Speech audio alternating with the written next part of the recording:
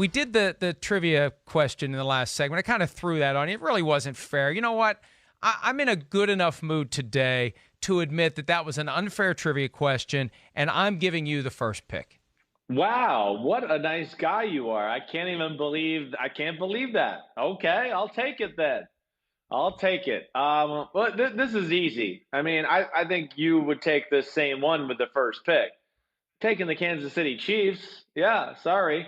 When you talk about Mahomes, Tyreek Hill, and Travis Kelce, let's go with those top three, right? I was wondering who the third one was going to be, but it makes sense. Kelce makes the most sense. I got to go with Kelce there. Yeah, I mean, the Sammy Watkins, dangerous, certainly. We know that, but not in the lineup enough. Kelce, certainly one of the top 2 or 3 tight ends in football. Tyreek Hill, certainly one of the top 2 or 3 wide receivers in football. Mahomes, without a doubt, the best player, the best quarterback in football. So, bam, I think that was an easy one. It's very nice of you, Mike. You know, you're getting soft in your old age. 55 years old from one day, you give me the first pick of the draft. Wow, I'm impressed. One day closer to 56, baby. All right. When I turn 56, assuming the show's still on the air, will you get me for my 56th birthday a signed Lawrence Taylor jersey? Will you commit to that now? You know what? I'll commit to that. It won't be a lot of pressure on me. I'm just going to have to drive my dad crazy. Hey, Big Phil, did you call LT? Hey, Big Phil, did you call LT? But we'll try to get that done. I would like that. I'm actually looking forward to turning 56 now. That's good. The next year won't be as bad as I thought it was going to be. All right. I could go a lot of different directions here, and it's a sliding scale, right? Here's why I'm doing it. Yes, I am. I'm going to go Seattle Seahawks. I'm going to go Russell Wilson, Chris Carson, DK Metcalf, right? One of the top 3 quarterbacks in the game. Chris Carson, a vastly underrated running back. And DK Metcalf showed us enough last year that he shouldn't have been drafted at the bottom of round 2. The best rookie receiver of all of them in 2019. Now his teammate from Mississippi, A.J. Brown, was no slouch, but DK Metcalf was great. The arrow was pointing up for that trio.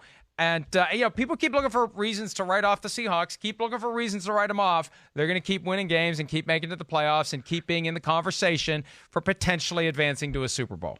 Yeah, I mean, that's crazy. As long as number 3's there, with Pete Carroll leading the charge and John Schneider building a roster, people are crazy to count out the Seattle Seahawks. There's a culture there that that ain't going away. And, hey, it's a great pick by you. I had them written down as well. It's not one that's going to, be a household triplet name quite yet, but it's one that's coming up and I think is going to be on the, a household, basis there. But Wilson, awesome. Metcalf, I think, is a rising star, like you said. And Chris Carson, does anybody run harder in football than Chris Carson? I mean, you couldn't pay me enough money to get in front of him and tackle him. I know that. All right. Hard for me not to go with, the place where, at least when I was younger, the original triplets originated. And I'm going back to the Big D, going back to Dallas because, you got Dak Prescott, you got Amari Cooper, you got Zeke Elliott. I don't care who you are. I have a hard time thinking that no matter who you are and if you're following football, all 3 of those guys are top 10 at their position in the sport. At the very least, I think you could say that. At the very least. They might be higher in some people's type of rankings. But Prescott, franchise quarterback, Zeke, even though I was underwhelmed with the way he was last year, he's still a really damn good running back, physical. They ride him. They try to – the style of their team is built on, a lot of ways his ability to run the football. And then Amari Cooper, explosive, awesome route runner. We showed him on a weekly basis, breaking people's ankles last year. So that would be my second pick. Yeah, and I wonder how long it's going to be Dak, Zeke, Amari before it becomes Dak, Zeke, CeeDee Lamb. Yeah, right. Or does it become Dak, CeeDee Lamb, and Amari, and Zeke is the one that gets left out? That crossed my mind too when I was thinking about this draft.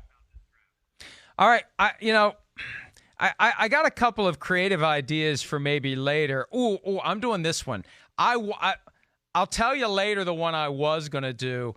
If we really want a compelling trio of offensive weapons, how have we overlooked so far Kyler Murray, Kenyon Drake, and DeAndre Hopkins hiding in plain sight? I just took your next pick right out of your right off of your pen with your little notebook there. Kyler Murray, Kenyon Drake, DeAndre Hopkins, Chris. Yeah, that I was hoping. I thought about taking them last round because it's exactly right. I mean, that's a special three, especially within that offense. Kenyon Drake really fits it. Kyler Murray is special. We're both expecting superstardom, and come on, Hopkins, might be the best receiver in football. So good one by you there. I didn't think you would do that. Damn it. You really messed up my draft plans here. Man, do I want to go with potential here or more of a proven commodity? I think I'm going to go down to New Orleans. I think it's disrespectful for me not to pick these three. There's a few teams here that are in this running, but Breeze, Kamara, and Michael Thomas, again, I just think that's a group that's battle-tested, awesome at their craft, understand what they have to do on a play-by-play, game-by-game basis. Kamara out of the backfield as a runner or passer is amazing. Drew Brees, come on, we know is a legend. And then Michael Thomas is just an absolute machine of toughness and everything like that. And, hey, these three guys are the reason that they've been in the conversation for the best team in the NFC for the last 3 or 4 years. So that's a pretty hard one not for me not to pick right there. How dare you omit Taysom Hill from that conversation? I thought about it. I know. The replacement at quarterback or running back, not at receiver, though. He's not close to Michael Thomas yet. But no. Hey, By next year, it very well could be Hill, Kamara, and Thomas. It could be. And, which is crazy is some of these teams that have triplets really have quadruplets as you start to go through it. And then you start to go, well, no wonder they're good on offense. It's more than 3 guys you got to worry about. It's 4 or 5. And, Taysom Hill certainly came into my thoughts. And listen, Jared Cook, the way he can play tight end too, I mean, there's certainly some weapons down there to be wary of in New Orleans. All right, I'm going to go defense on you. I've saved it. I was going to say, don't go defense. I was going to say, let's do a defensive draft tomorrow, but okay, fine. Okay, well, we can do that. Okay, we'll do that. That's fine. Then we don't have to spend all day thinking of a draft. Now I got to find the one that I was going to do. How about this? And this leads into a tiny little bit of news. Todd Gurley has passed his physical with the Atlanta Falcons. Finally. How about Matt Ryan, Todd Gurley, and Julio Jones? If Todd Gurley is anything like what he was a couple of years ago at Falcons offense, with the Buccaneers and the Saints getting all the buzz in the NFC South, let's not sleep on the Falcons. If Todd Gurley can play like he did, he's going to have a chip on his shoulder. He's going to have a red-hot poker where red-hot pokers don't go, and he's going to be ready to prove the Rams wrong and anyone else who's doubted him. Whatever's going on in that knee, he's going to find a way to fight through it. So he's passed his physical. Let's make him the cornerstone, but one of the 3 great Falcons players potentially on offense. Yeah, well, first off, I think your point about like them being kind of one of those sleeper teams. I'm with you. You're right. First off, it's a big year for them. We know that. It's going to be a little bit of desperation from the coaching staff and the organization that way.